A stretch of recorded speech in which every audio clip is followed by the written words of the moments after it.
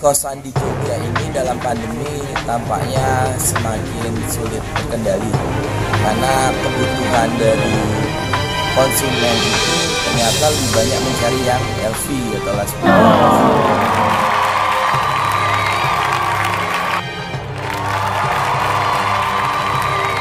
Kosan di Jogja ini dalam pandemi tampaknya semakin sulit terkendali karena kebutuhan dari konsumen itu ternyata lebih banyak mencari yang LV atau Las Vegas. Sedangkan kebutuhan dari pemilik akhirnya harus mengakomodir. Memang hal ini kembali ke pemiliknya masing-masing. Dalam kondisi seperti ini, pandemi di mana permintaannya itu sedikit, sedangkan kos itu penawarannya cukup banyak, akhirnya konsumen yang menjadi raja. Dalam hal ini akhirnya kembali ke pemilik kos masing-masing. Apakah tetap komitmen untuk menghindari seks bebas atau Las Vegas istilahnya di medsos? Ya, ini untuk kepentingan kita bersama menjaga citra Jogja yang berarti.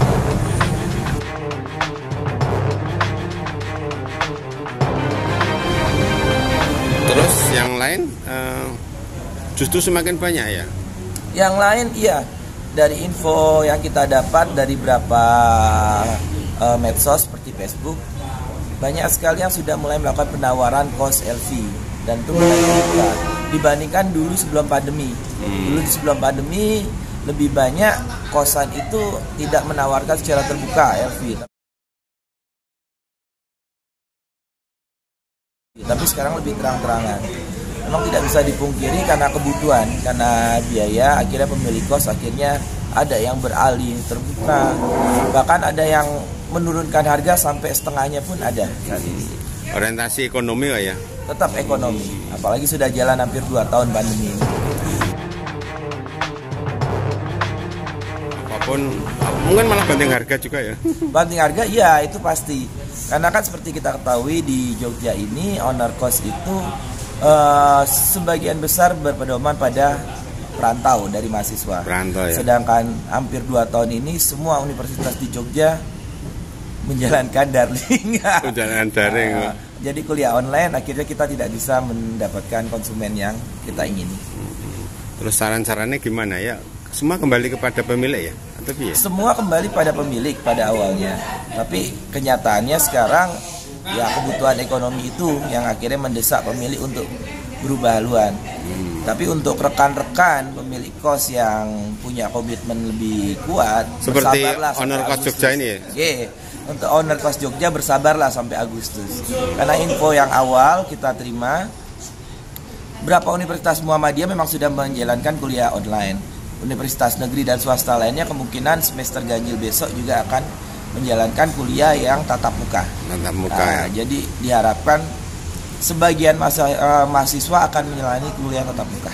Di Jogja itu rata-rata berapa ya? Berapa ribu ya? Misalnya pelajar mahasiswa. Selama ini kan belum ada data valid ya? Kalau data valid tidak ada, tapi kalau asumsi dari data kemarin ketika pemilihan presiden, estimasinya sekitar 400-500 ribu. 400 sampai 500 ribu itu ya? Ya, mahasiswa di Jogja. Dan itu diestimasi 70% adalah perantau. Itu kalau nominal uang berapa miliar ya? Nah, itu kan berapa miliar itu. Jadi Jogja itu punya kekhasan. Kenapa dia jadi kota pariwisata? Karena pendatang yang menetap itu dalam hal kuliah 4 tahun itu cukup banyak. Jadi ketika saudaranya datang, semuanya datang, itu menjalankan roda ekonomi di Jogja.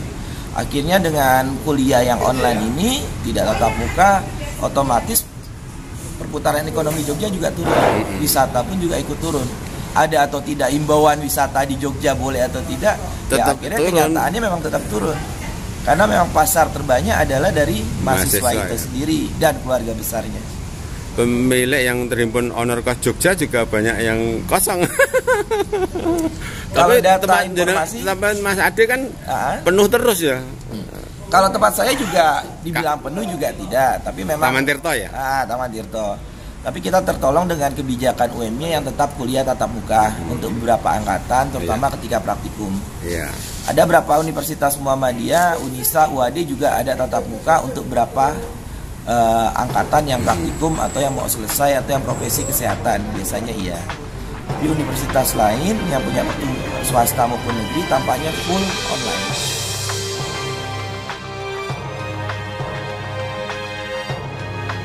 Untuk mensiasati ini, berapa owner kos ternyata membuat tarif diskon atau promo. Ada yang sampai 40% dan 50% dari harga normalnya.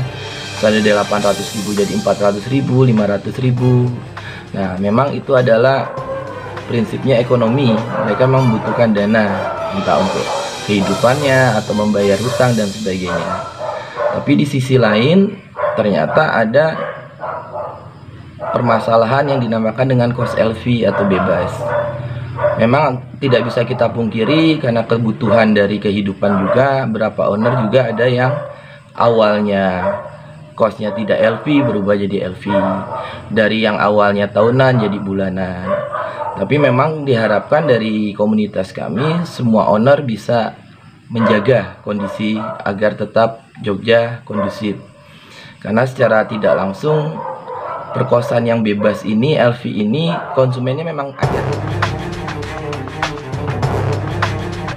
Dan sebagian itu cukup kecil sebenarnya, tapi memang sudah mengganggu citra Jogja yang sebagai kota pelajar. Akhirnya komunitas kami berusaha mengedukasi rekan-rekan untuk bersabarlah sedikit lagi.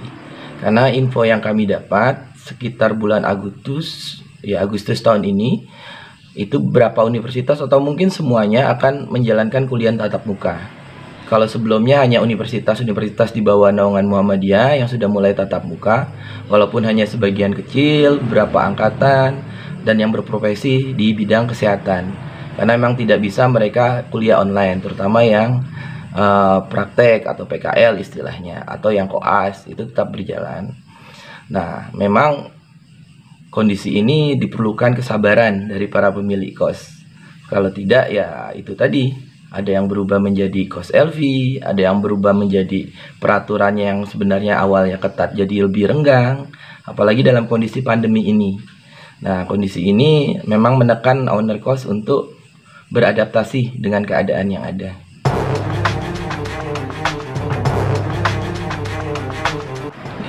Dunia perkosan di Jogja itu menggiurkan sebenarnya, karena estimasinya ada 400.000 pendatang di Jogja, di mana sebagian besar itu mahasiswa. Kebetulan kami berada di owner kos Jogja, komunitas yang menaungi pemilik kos. Pencatatan dulu ada di Kecamatan Depok tahun 2020 ada sekitar 5.200 kos yang menampung 100.000 mahasiswa. Nah, asumsi dari kami itu di Jogja ini ada sekitar 25.000 sampai 30.000 kos yang ada di Jogja, yang berusaha untuk menampung 400.000 pendatang itu. Tapi memang kondisi perkosan ini itu masih kurang, sebab pendatang itu cukup banyak dan kosnya itu terbatas. Tetapi dalam kondisi pandemi ini yang sudah berjalan setahun lebih, memang akhirnya berdampak yang sangat signifikan terhadap dunia perkosan, terutama kos-kos yang segmennya mahasiswa. Hampir setahun lebih pendapatan dan keterisian dari kamarnya itu cukup rendah. Bahkan ada salah satu atau beberapa owner kos di komunitas kami yang keterisiannya hanya 20% sampai 30%.